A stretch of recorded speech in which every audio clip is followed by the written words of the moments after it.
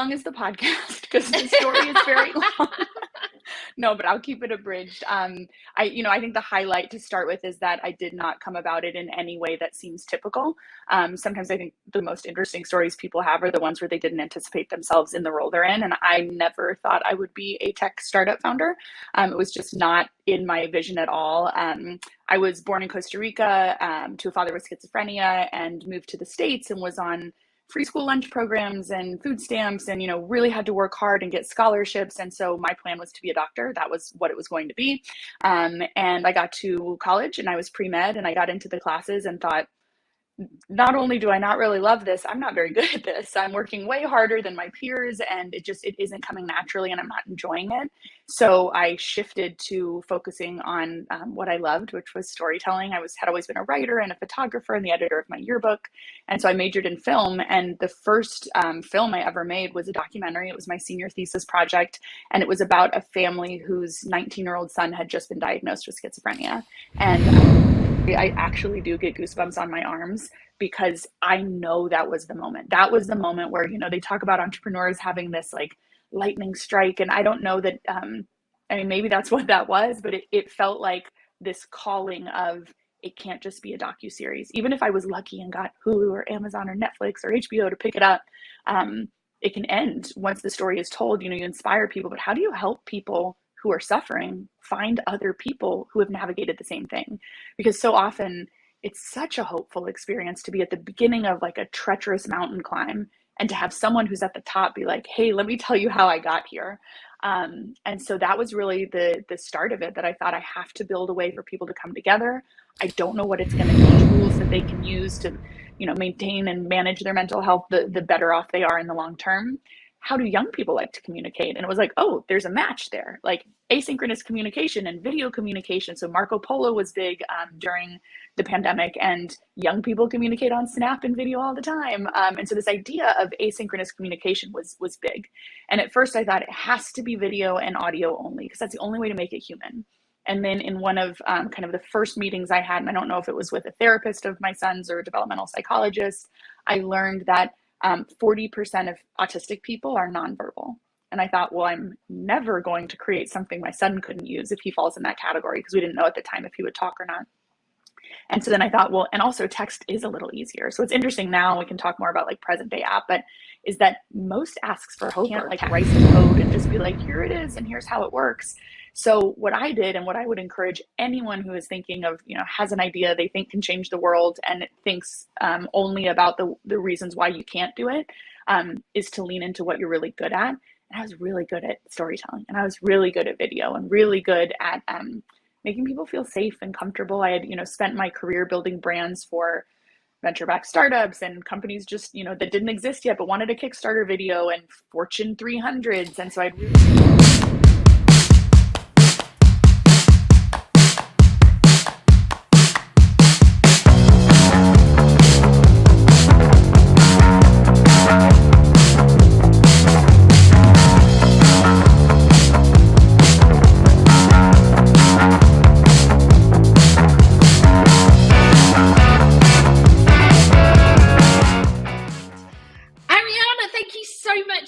for being on Igniting Change. Did you want to introduce yourself, so tell us who you are, what you do, and the organisation you are with? Yeah, my name is Ariana Vargas. I am a documentary filmmaker and the CEO and founder of Stigma. Stigma is an app that uses storytelling to get people to open up emotionally so that they can get on the path to healing sooner. And how on earth did you come to create this? Well, how long is the podcast? Because the story is very long. No, but I'll keep it abridged. I think the highlight to start with is that I did not come about it in any way that seems typical. Sometimes I think the most interesting stories people have are the ones where they didn't anticipate themselves in the role they're in. And I never thought I would be a tech startup founder.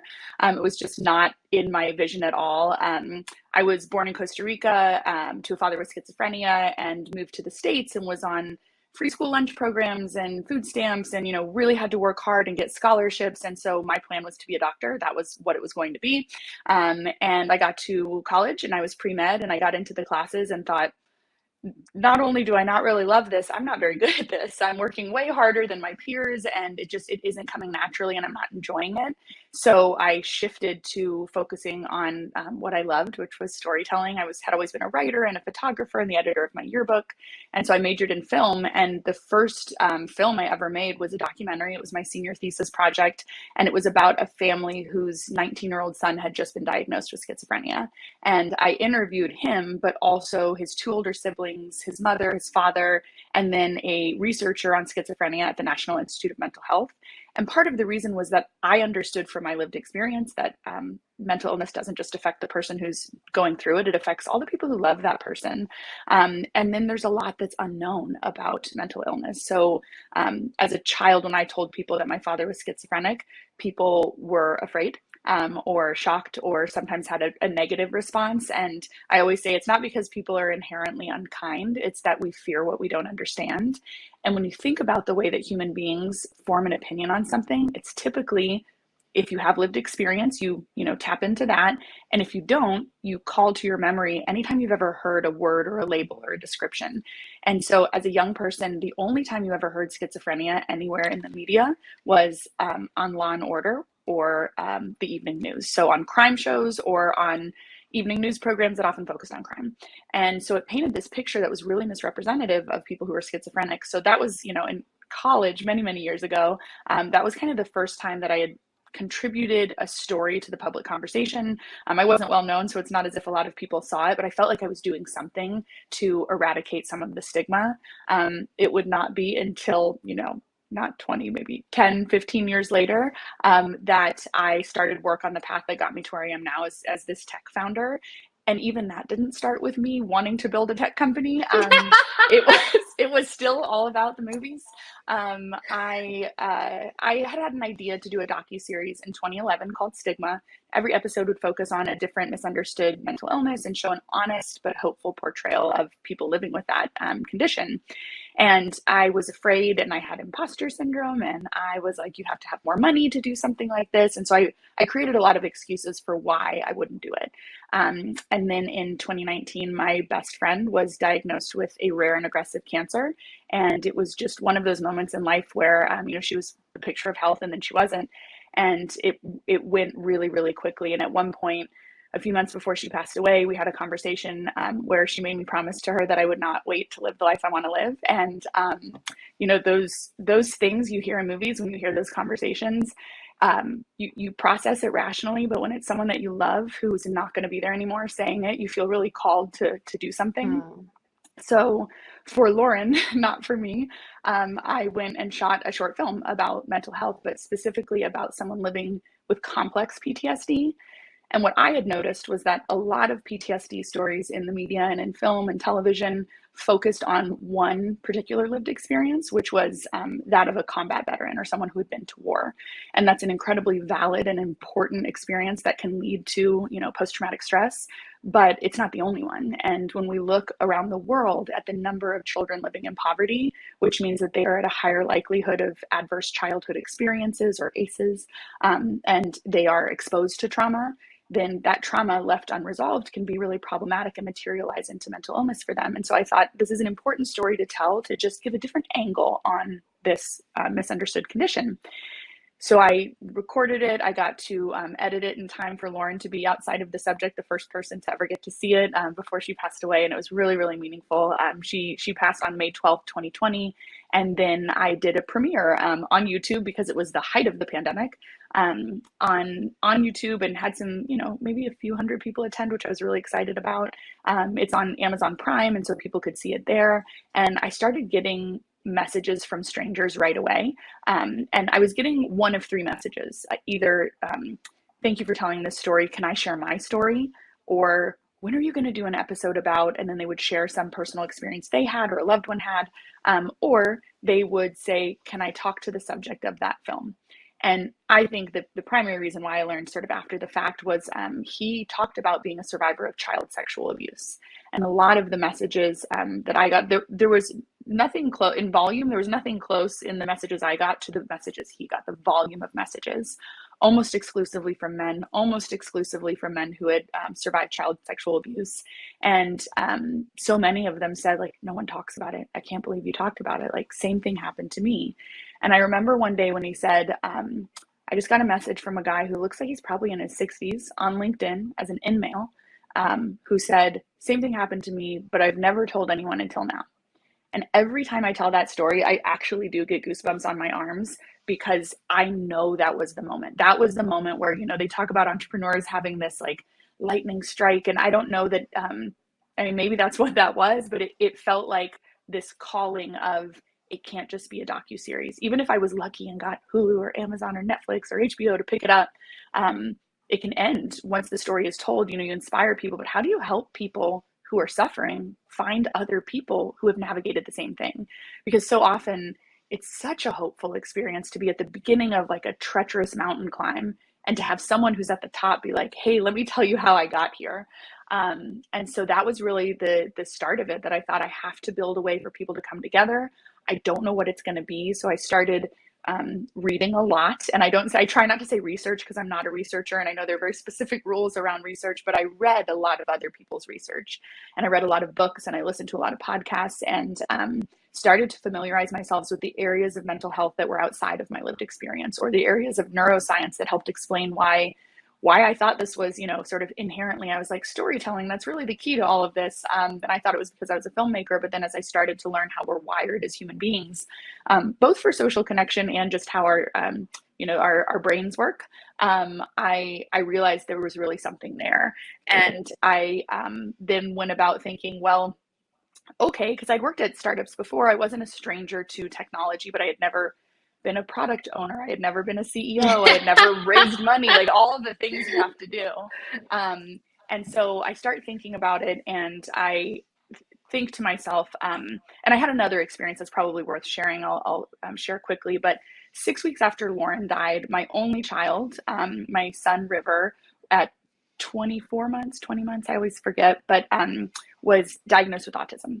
And I had never experienced major depression. I was diagnosed anxiety disorder and panic attacks a long time ago, but really struggled more with anxiety than depression. And when Lauren died, I just remember like the kind of like the light in the world felt like it was dimming. And getting out of bed was hard, and getting motivated to do, you know, I managed a team of 11 people. I was the spokesperson for a hyper growth tech startup. I was on, you know, live TV interviews all the while, like just making it to that, and then crumbling behind the scenes.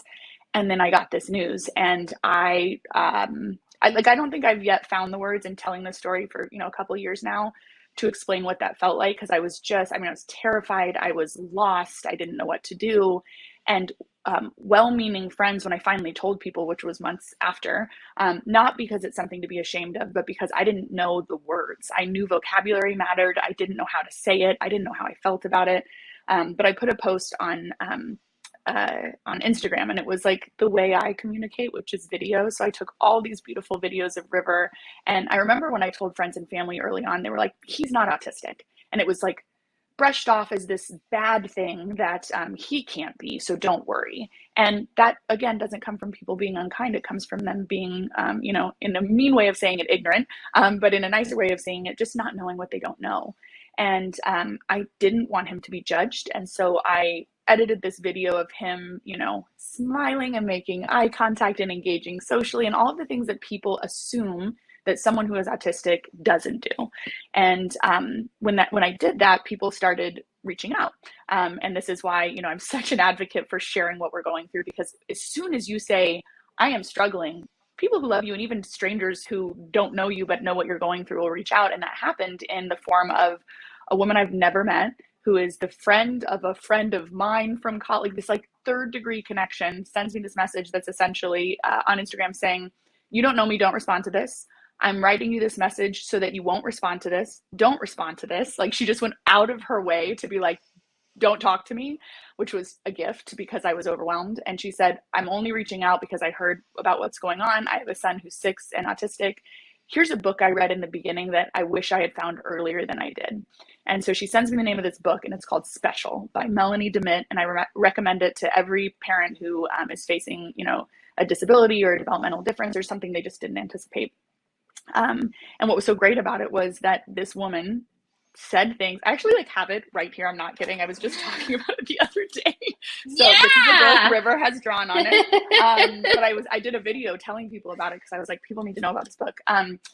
But the woman talked about her life before and after having a child with the most severe form of cerebral palsy you can have, and it was unexpected. She had a healthy pregnancy. Overall, like everything in the beginning of the labor was normal, or as expected. And the things that she admitted to thinking, I thought she didn't just think them. She wrote them down. She published it. She put her name on it. She promoted it. And so I'm not going to carry shame for having a thought cross my mind that other people have had cross their mind. And it gave me permission to feel what I was going to feel. It gave me hope. It was all these things. And it was a book, but it was a book about someone's story. So what I realized in that experience was the hope that I got, the shift that happened in my mood and my mental health came about without actually having to talk to someone. I didn't have to be face to face. I didn't have to do a phone call. I didn't have to raise my hand and say to HR, who is our provider of mental health counseling services. I was able to, by luck, by fortune, by someone's, bravery, find something that helped me. And so as I started to shape what Stigma was going to be, I thought, if we can help young people, because the sooner we give people the vocabulary to express themselves and tools that they can use to, maintain and manage their mental health, the better off they are in the long term. How do young people like to communicate? And it was like, oh, there's a match there, like asynchronous communication and video communication. So Marco Polo was big during the pandemic, and young people communicate on Snap and video all the time. And so this idea of asynchronous communication was big. And at first I thought it has to be video and audio only, because that's the only way to make it human. And then in one of kind of the first meetings I had, and I don't know if it was with a therapist of my son's or a developmental psychologist, I learned that 40% of autistic people are nonverbal. And I thought, well, I'm never going to create something my son couldn't use if he falls in that category, because we didn't know at the time if he would talk or not. And so then I thought, well, and also text is a little easier. So it's interesting now, we can talk more about like present day app, but is that most asks for hope are text. And the beautiful thing is when someone does a text ask for hope that's anonymous and they're talking about something that's really hard, and then they get a video message from a stranger. I think what that does is show people like living proof that you're not alone, yes, but also proof that you might one day be so sort of carry so little shame about this thing that right now is weighing you down that you feel like you would be able to just like tell the world and make it public and show your face. So all of these factors, like all of these things played a role as I was deciding what to build. But now we get to the tech for good piece, which is I didn't know how to build technology. And so I was like, there's no way for me to go build an MVP. I can't like write the code and just be like, here it is and here's how it works.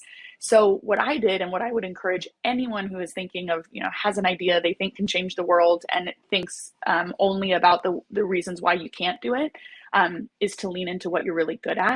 And I was really good at storytelling, and I was really good at video, and really good at making people feel safe and comfortable. I had, spent my career building brands for venture-backed startups and companies just, that didn't exist yet, but wanted a Kickstarter video, and Fortune 300s. And so I'd really done the range of brand storytelling, and a lot of it was in video.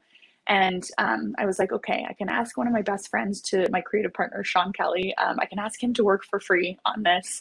What if I just decided I was going to build this app and got some proof from real people that this is legit? And I will say that prior to that what if question I asked myself was, I put together a pitch deck. I didn't know what I was doing. I didn't, storytelling is all about knowing your audience, and I had no idea. I was just like, it's a great idea. Look at this. And it just like was not good at all. But both investors that I pitched that deck to were like, I don't think people are going to be as open about their mental health as you think they are. And in that moment, I was like, yes. It was like, I love a challenge. I'm super competitive, and I knew they were wrong. I was living the experience, and I'm like, nope, can't wait. Let me prove it to you. Because like that was a challenge that I could meet and be like, no, I got you. Like next objection. So, but I needed the proof. That's when I came up with the idea. Okay, I'm going to interview people, and I'm going to prove that they'll talk about their mental health. So I put a post on my neighborhood Facebook page. I'd never posted in that group before, and I said very honestly, I'm like, hey neighbors, I'm a local documentary filmmaker. I want to build this app. I need to raise money for it, and the money being to build it because I couldn't build the tech myself. But investors don't believe me that we're willing to talk about our mental health. So will you come talk to me About your most vulnerable moments with mental illness. I'll share it with everyone in the entire world everywhere. I can't pay you anything, and I will give you a free headshot. And I remember thinking, like, I might get trolled. Like, I really thought that. I was in a coffee shop and I hit, like, send or submit or whatever the button call to action is on Facebook. And then I went to the bathroom. I, like, left my computer and I was like, oh, when I came back wondering, like, what's this going to look like? And I joked that it was kind of like a scene from a movie where there were so many notifications, like alerts. And I was like, huh?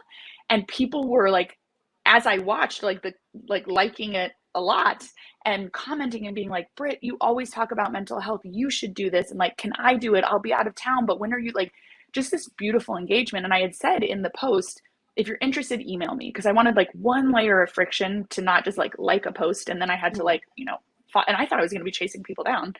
And in 24 hours, 50 people emailed me. And in that moment, it was another like kind of goosebump moment where I was like, this is one city. No, not one city. This is one neighborhood in one city in one country of this world. And that's how much people are willing to talk about it. So then I had to scramble to get everything together. And I remember I had only considered this as a way to like prove those investors wrong, that people will talk about their mental health. And then I had a moment of like, oh, wait, I could actually like create the experience that I want the app to have. So I can't lie and say like, I was very forward thinking and I had the wisdom and foresight to know that I was doing, a beta version of it. But when I realized that, then I was like, okay, so then I think, I don't remember, it was either 7 or 11 days to put this all together. 3 days of filming, summer of 2021 in Chicago. I got a free space. Sean worked for free to help me out. Other people volunteered. A friend from college who like believed in what I was doing flew from Boston to Chicago just to help and share her story. And hers is one of our best stories about addiction and bipolar disorder. It's just amazing to listen to and watch. Her name's Lauren. She's a blonde white woman. I say that so that if people want to search her story, they can. But so people, showed up, but I started reaching out to friends going, because we had a survey of like, what would you like to talk about when you come on camera? And so I started reaching out to everyone I knew, being like, hey, so I'm trying to do this thing, and are you willing to record a message of hope for a stranger? I know this sounds weird, but I have this vision and I have someone coming in to tell this story. And so I couldn't get everyone because there were people who had really rare conditions. Like I met a man who has cluster headaches, which are called suicide headaches because so many people who live with that condition end up dying by suicide. And while I have the platform, I will just share to any person who's listening to this or watching it that if you are talking about suicide, you should never say commit suicide. It's something that I learned 2 years ago working with the American Foundation for Suicide Prevention. And the reason is that the word commit has a connotation that often is associated with crime. So someone commits a crime, they commit larceny, they commit murder. And to put the blame on a person who lost their battle with mental health to suicide on them by using that word. So a lot of advocates in the space ask people to say died by suicide.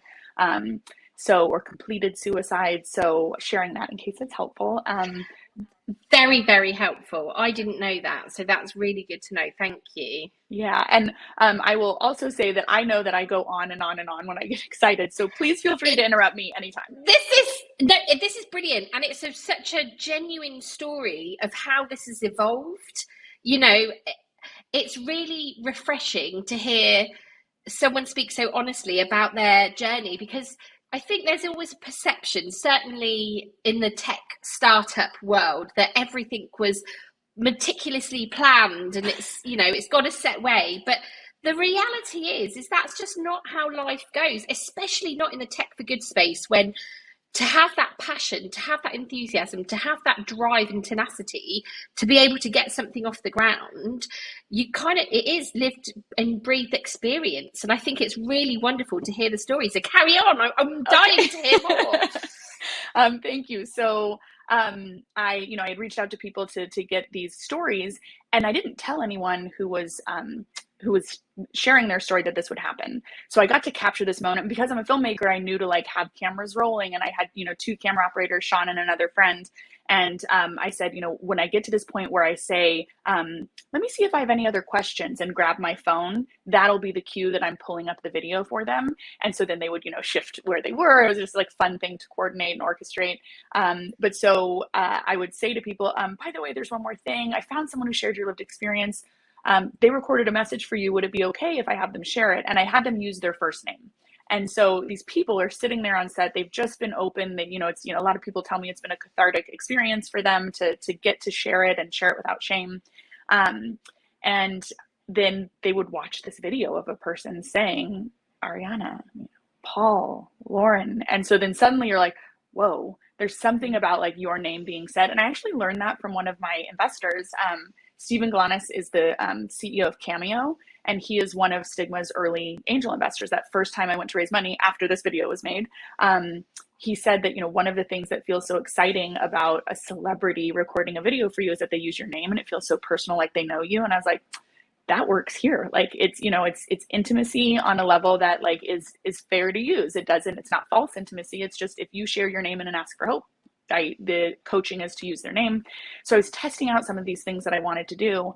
And the responses we got were just like, I remember after the first day, and I was very aware of my mortality. I think I always will be, because I've lost two friends young. One I lost when she and I were 27, and then Lauren when we were in our mid 30s.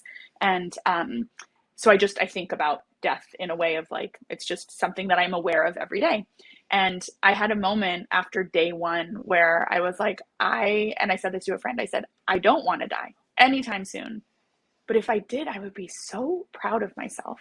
And like, that's something that we don't say enough. I think for a lot of, women and female identifying people and non-binary people, there's just this sort of hesitation to not want to seem like you have this big ego, and just want to be humble. Like I want to be humble, but I have like worked on saying more often, I'm really proud of myself, because I look at like how far it's come, from that day filming. But like just in that moment, I was like, I made people feel hope. Like something I did made them feel seen. And like, I believe that every human being universally wants to feel seen, heard, and loved. Like those are like the main things. Food and shelter and water are nice, but like what we need to feel okay are those things. And I thought like, I got to do that. And then that was also a fire where I was like, I can't fail. I have to build this. I have to get the money. The pressure. So that like we can scale this. And I remember thinking, I knew it before because I had written my parts of this video, and maybe we can link to it, when we post the podcast. Yeah. But the video from that day is magic. It's like very few people who have watched it have not told me I cried. Like everyone's like, that made me cry, and I don't cry. And I'm like, because it's just like humanity. It's raw. But I knew, and I just want to jump in there and say, I have seen that video and I did cry, and you showed it during your presentation, and I was like, oh my gosh, it's a very incredible, moving, like piece. It's just amazing. So we absolutely will be linking out, and anyone listening right now needs to go and see that. Yes, I feel like, thank you. And it's just something that like your day will be better if you do, because it kind of restores your faith in good. So I took that video and ran with it, and I was like, this is like, this helps people see what this is. And because I had the brand background, I knew the pillars of the brand for Stigma before I ever interviewed anyone: education, compassion, and action. And I also came up with high level messaging. I knew our tagline was crowdsourcing hope. I filed for the trademark because no one had it. And then I got it 6 months ago. It takes forever. But so now we, are the copyright owners of crowdsourcing hope, because when I thought about what is the benefit we're bringing to people, what are we actually trying to do in the world? It's crowdsource hope. And the reason I use that term is partially because we're a tech company and people sort of associate crowdsourcing and crowdfunding, with tech, but also this idea that some days you have hope to give and you're like, I am feeling great. And some days you're really struggling and all you need is a little hope. And so I wanted to create like a marketplace whose currency was hope, to say like, hey, we have some members today that are really struggling. And if you're having a good day, will you share some of that optimism? Now, I also will say that hope and optimism are not synonymous. And I learned this way later, years after coming up with crowdsourcing hope. So I didn't know, to be clear, again, not wise, just maybe lucky. But I've read a number of books lately that are really meaningful. And one was From Strength to Strength by Arthur C. Brooks. And one is Real Self-Care, which is just one of my favorite books I've read in a long time, by Dr. Pooja Lakshman. And they both talk about hope. And what hope is defined as is not a synonym with optimism. Hope is a skill, and it's something that you have to practice. And that skill is accepting reality, and choosing to believe that your actions can make a difference in your life or the lives of others. So I think that's such an important distinction, because I think people want to just like have hope in the bank and just like cash it in and like have a store like a Scrooge McDuck hope like pond that they can swim in. And it doesn't work that way. It's like anything else in this world. Things that are good and worth having take work. Physical health takes work. Mental health takes work. And I think when you shift the idea of hope to being a skill and not a thing that you're trying to grasp, it gives you actions you can take. And that's why action is the third pillar in Stigma, because you have to do. Like, you can't sit in thoughts, positive or negative. You just have to do. And that was part of why I wanted to create the app, because it's one thing to inspire people with a story, to educate them about bipolar disorder so they understand what it is or feel sort of less ashamed of their diagnosis. Or, you know, a lot of people with bipolar that I've interviewed have said, I didn't accept the diagnosis. I was like, no, you're wrong. It's just really common because there is a lot of stigma and sort of things that are misunderstood. But I think that there's a component of education that has to exist in telling human stories. Compassion, they say, is just empathy plus the desire to take action. So it's almost irresponsible to inspire compassion and then give no pathway to action. And so, you know, for us in the app, that action can look like offering hope to someone. It can look like asking for hope if something you watch, you know, inspires a desire to act. And it can also look like activating on engaging with a resource in our resources section. I said at the top of this interview that our mission is to get people on the path to healing sooner. You know, I talked about like we use storytelling to do that. But the reality is a lot of people struggle for years and years and years and years before they ever ask for help or even identify that they need help in themselves, because it can be hard to recognize or something you don't want to acknowledge. We know that the average time between when someone starts to struggle with their mental health and when they first seek treatment is 11 years. What? And like, if I ask people to guess that, I'm like, what do you think it is? And so they know it's supposed to be long and they're like, 3 years, and they think they're going to be like way over. And I'm like, 11. And I think when people aren't armed with the vocabulary to express what they're feeling, or if they're never exposed to anyone who's talking about, you know, their lived experience, they don't know what they don't know. And so that's part of it. So that's why, you know, we want these videos and all of these things, but we also want to help people activate in supporting their mental health sooner, because there's also data that shows that the sooner you engage in supporting your mental health, the sooner in that mental health care continuum, the better your health outcomes, the better your mental health, you know, increased longevity, like everything is a benefit. And I'll add to that another thing that has those same benefits is being altruistic. So regularly engaging in altruistic behavior is proven to improve longevity, improve mental health, improve physical health. So in every way be good for you. And that's part of why I built and imagined Stigma, like I imagined it the way that we have now built it to be, which is that, you know, a couple times a week, members get a text message if they're signed up for those notifications that says, hey, someone could use some support. Can you help? And I recently met someone who underwent deep brain stimulation, who had lived with major depressive disorder for over a decade, suicidal for over a decade, had kids and a wife, and just really, really struggled. And then this procedure changed things for him. Just like in every way, he said, it saved my life. It saved the life of my wife and my kids. And like, he understands it. And he's in this support group that's like a peer support group for people with major depressive disorder. And he said, you know, the hard thing is that it's the same kind of commentary every time a person is newly diagnosed, they join the community, and then they share, I just don't know how I'm going to do it. And it's good that they have a place to do that, but he said, I feel like I just keep saying the same thing over and over again. And one of the components that's been really helpful about Stigma was when we launched it, we said, you know, Ariana asks for hope and Joe offers hope, but Joe's offer is only viewable by Ariana. And I did that thinking this is a private thing, and the one-to-one thing mattered to me, the not influencer vibe of like, hey, I'm Ariana, the anxiety influencer, like not that, but really like, this is just for you and me. And then in week 1 of launching, we had 6 people reach out and say, can I see the offers of hope other people got? Because I'm not ready to ask, but I didn't even know I was lonely until I read that ask. Or I didn't even know I was depressed until I saw that ask. And so I was like, you know what? This is an area where like iterating and testing and technology is really our friend. So all I did was, and it was a we, you know, I didn't actually build this in the app, but all we did was change copy. We didn't even have to build a new feature. We changed copy. No, I guess we did have to put a little bit of functionality in there, but we changed copy on a screen that said, we've gotten some feedback from people who aren't ready to ask for hope that they would love to see offers.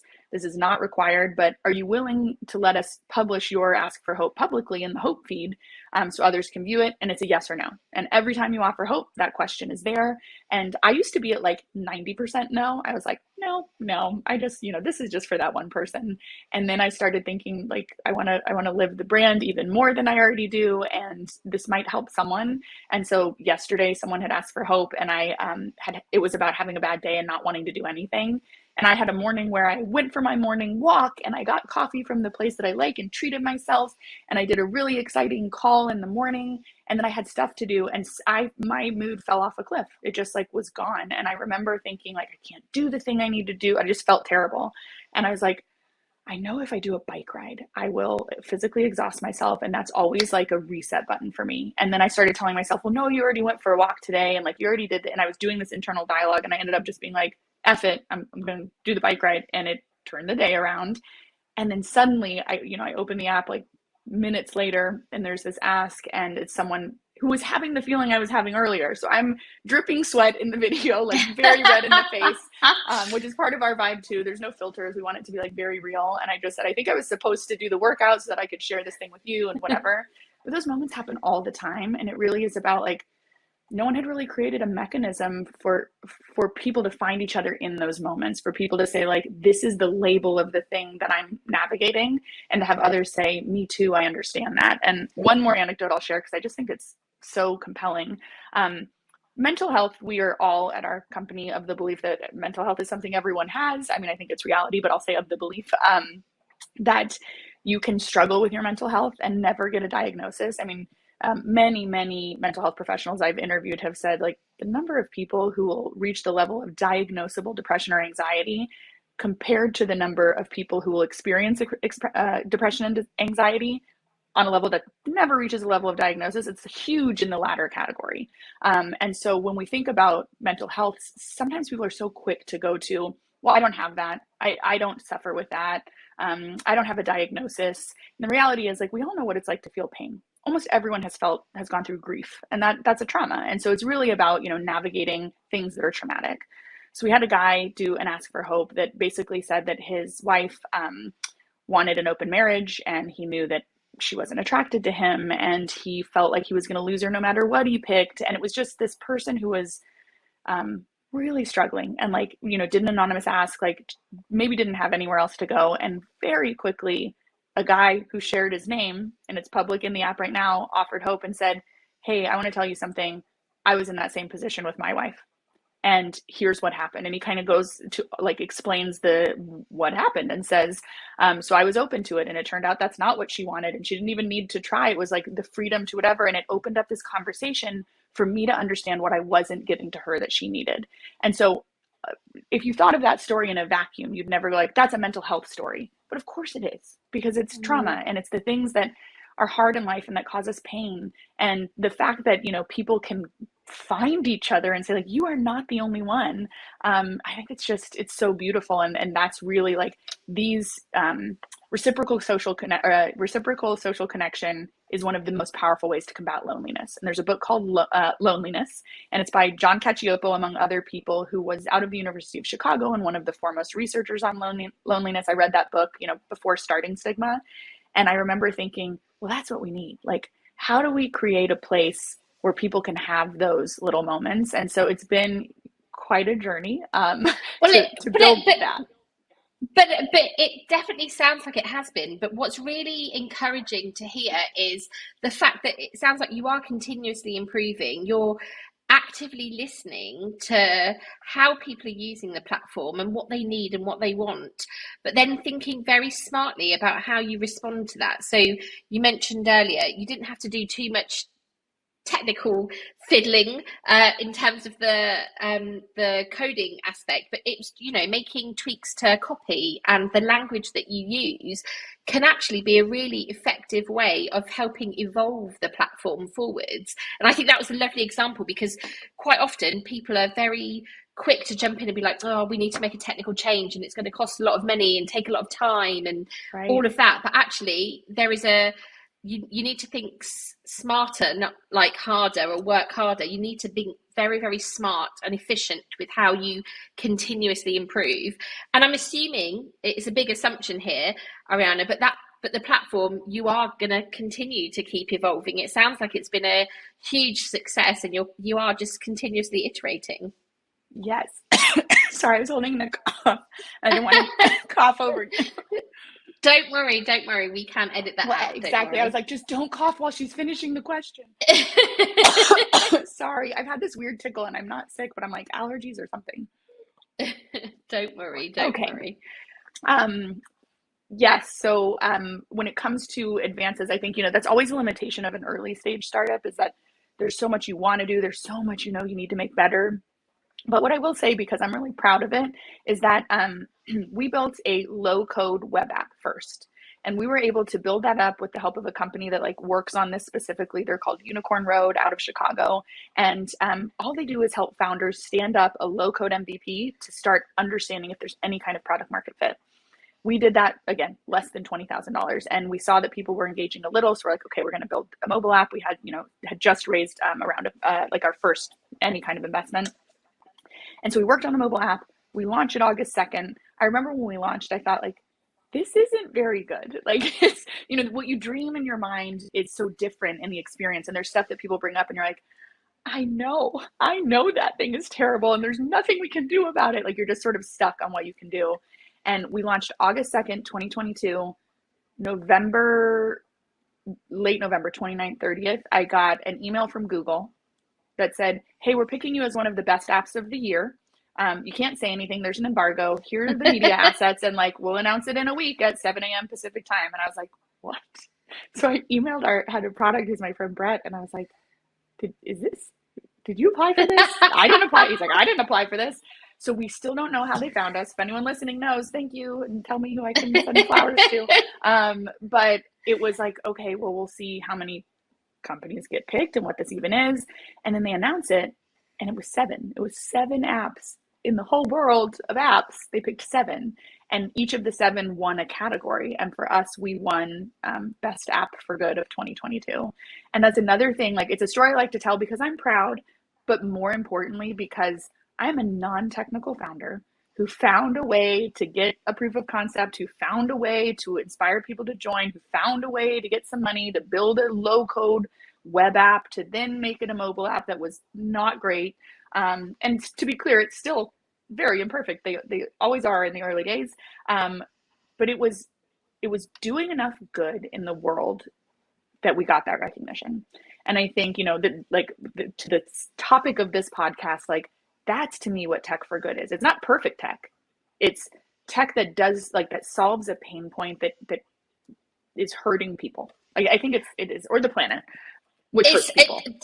Yeah, and I think it's an incredible point, and something we perhaps do need to pause and take in and reflect on, the fact that, look, technology never solves the problem. It's an enabler, right? You've got a solution here that the technology has enabled you to do. And I don't know, and if any listeners out there think the same, but there is no perfect technical solution out there. The big tech giants, oh my gosh, there are so many challenges and issues they face on a minute by minute basis, second by second, let alone daily and monthly, and annually. I think it's a very intimidating space to get into, Ariana, and I think you've done an incredible job. As you said yourself, you're not a technical person, but you've managed to bring a proof, you've proved the concept, it works, you've managed to bring that to life, and it is continuously being pushed forwards. At the same time, you are having incredible impact, and you are changing and saving lives. And I think it is definitely, you've got the award from Google. I'm not Google, I can't cement that, but it definitely is one incredible example that we are shining a light on here today, igniting change. So a question I have for you, Ariana, are there any other examples that have inspired you along the way, along your journey to bringing Stigma to life? Yes. I also, though, have one other technical thing that I wanted to share, if that's okay. I'm just because I'm excited about it. And I feel like it's to go from being feeling like it wasn't good enough to then getting the Google award was a boost in confidence that made me start believing in things more. And I applied for us to get into Amazon, the AWS accelerator for Latino founded startups. I'd heard about it. A lot of my fellow Latinos in Chicago that are founders and I applied, and they had 1,100 applications from all over Latin America and North America. And they picked 20 companies to participate in an accelerator that would give $125,000 in non-dilutive capital, AWS credits, mentoring, all this stuff. And they picked Stigma out of that huge pool. They picked Stigma. And so when that happened, that was a moment for us to lean into and rely on some of the brightest minds at AWS in all areas of tech. So we had a tech mentor named Justin, a business mentor named Maria. They were like fantastic in all of the ways. However, what I pitched to get into this was everyone's using AI. We want to use it in this way that's really meaningful and exciting. And we have this long-term plan for how we'll use AI to build the world's first narrative therapy experience in our app. And the information that people share will never be sold or shared with anyone externally, but can be used to help connect them with the right resource at the right time, which is just care coordination. Mm-hmm. But we thought, what is the first step we can take in incorporating AI that will solve a problem for people? Like when you kind of made the point of like, you iterate on the tech and you're adding new tech to make the experience better. One of the things we realized was like, our whole point is to crowdsource hope. Like you come to the platform, you're struggling, you need some hope. We want to get it to you. And we looked at what's the average amount of time it takes. We're a small community. So we're not, if we were millions of members, it could be really fast, almost instant. We do moderate every message, so it wouldn't be instant, but it was, we want to protect people's psychological safety. But we always knew that AI would play a role in scaling. And so as ChatGPT started to get more popular towards the end of last year, beginning of this year, our CTO, Bill Gouchouin, who's an amazingly fantastic human being and just brilliant guy. He was on like founding teams at Sony and Apple. He launched PlayStation. He launched QuickTime. I mean, just like this guy has done a lot. He kept pounding the drum of like, we got to do this. And I didn't fully understand what he was saying. So I didn't understand the tech overall, but I didn't understand how we could apply it in a way that still served our mission. So I remember when we were talking in maybe late January, and I was like, we should do this. And he's like, yeah, I've been saying. So, kudos to him for being really grateful. Gracious and understanding, but I just didn't understand yet. But so what we launched a couple of weeks ago was, we're calling it Ally, AL-I, and it is an AI-powered hope generator. And so we trained a machine learning model on the messages of hope that we've gotten in the community so far. So hundreds of messages of hope from thousands of people, to help create that same tone of voice, because we have rules, like things don't get approved if they, don't meet certain criteria. And so we wanted people to get hope faster. So we went from it taking, in the worst case scenario, 5 days for someone to get, a message of hope. And if you're in that moment of struggle, 5 days later, you might be out on your morning walk doing great. So we took that down to instantaneous. It literally just, someone asks for hope, we moderate it, we approve it, AI activates, AI instantly creates an offer of hope. We moderate that too to keep people safe, but we're able to just like that, like in seconds. So someone gets that, and then we label it and we say like, hey, this is from Ally, our AI hope bot, but we're just sharing this. You have some kind words now while you're in pain, some things to think about while you wait for messages from real people. And I think those are the kinds of things that are really exciting, the application of AI and new technologies to like continue the mission, not to be the product. In the same way that we say like technology isn't the solution, it facilitates the solution. Like our solution is reciprocal human connection, social connection, and crowdsourcing hope. That's facilitated by having built an app where people can do text, audio, video. Now we are facilitating us achieving the mission of crowdsourcing hope using AI.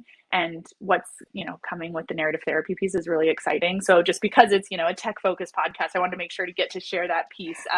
And for people listening, if anyone has listened and thought some of those things I've been through, or I wonder what that's like, if you now that you get support immediately if you're struggling, from technology while you wait for it from humans. So it's incredible and a wonderful example of using AI for good, because I think there have been so many and it's in the press there's a lot of negative coverage of AI and the bad stuff that can happen, but actually this is a wonderful example of how it's being used for good and how it can really help people instantly.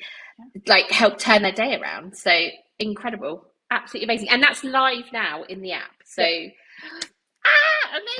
amazing. Thank you for sharing that. Right. So what about any other example? Like has there been anything that you've thought, oh my gosh, that's amazing? Has it helped inspire you? Or are there other projects that you want to shine a light on today? Number one, have to say, because it's just the thing that inspired me most, is the app Be My Eyes. Yeah. I did not know the founder, Christian.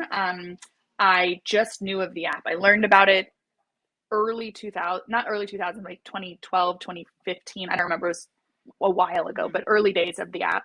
And I just thought it was the most special thing in the world. And for people who don't know what it is, it's an app where people who are visually impaired, or who are blind, or can't, have struggle with their vision, are able to request support via video from total strangers around the world.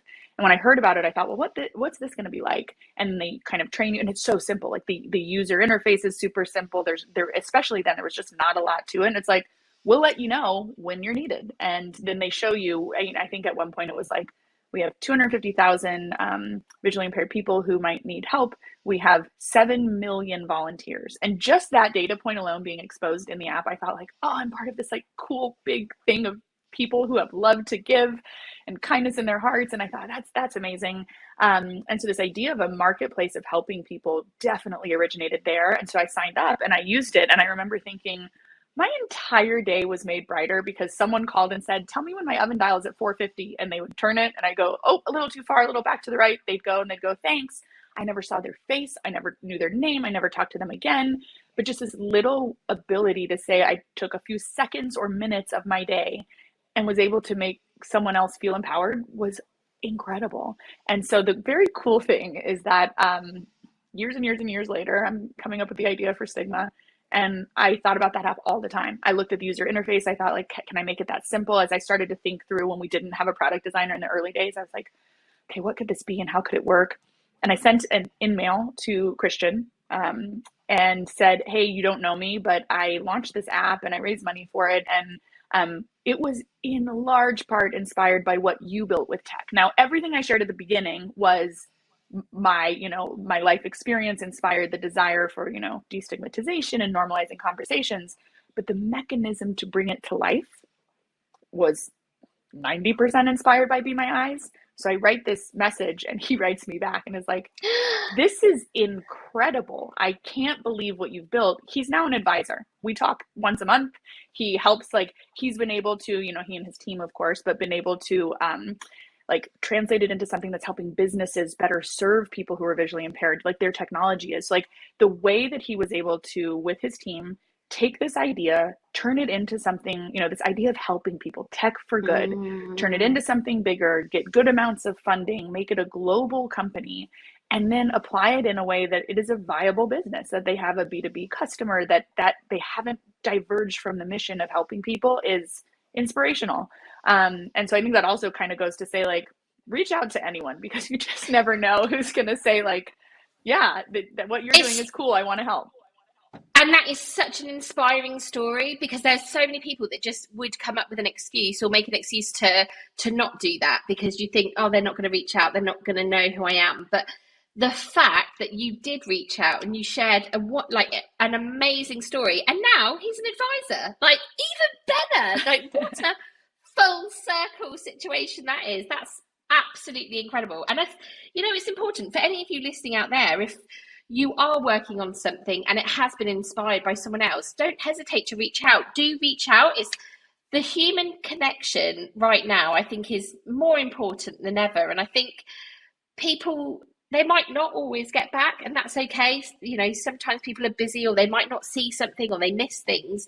But actually, there are times when it works out. And that is just absolutely incredible. I know, it was fantastic.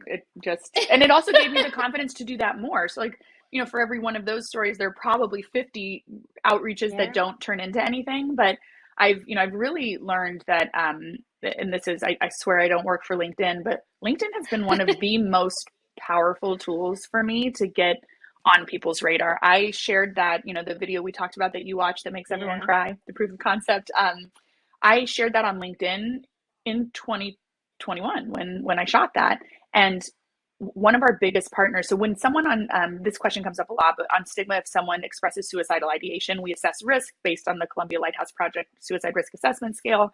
And we always reach out and we say, we let them know that they're not alone and that they matter and we're there for them. But I made a partnership that happened because of LinkedIn with a nonprofit out of a hospital in Florida called Flagler Health, a nonprofit organization. It's called Brave. They're backed by Florida Blue.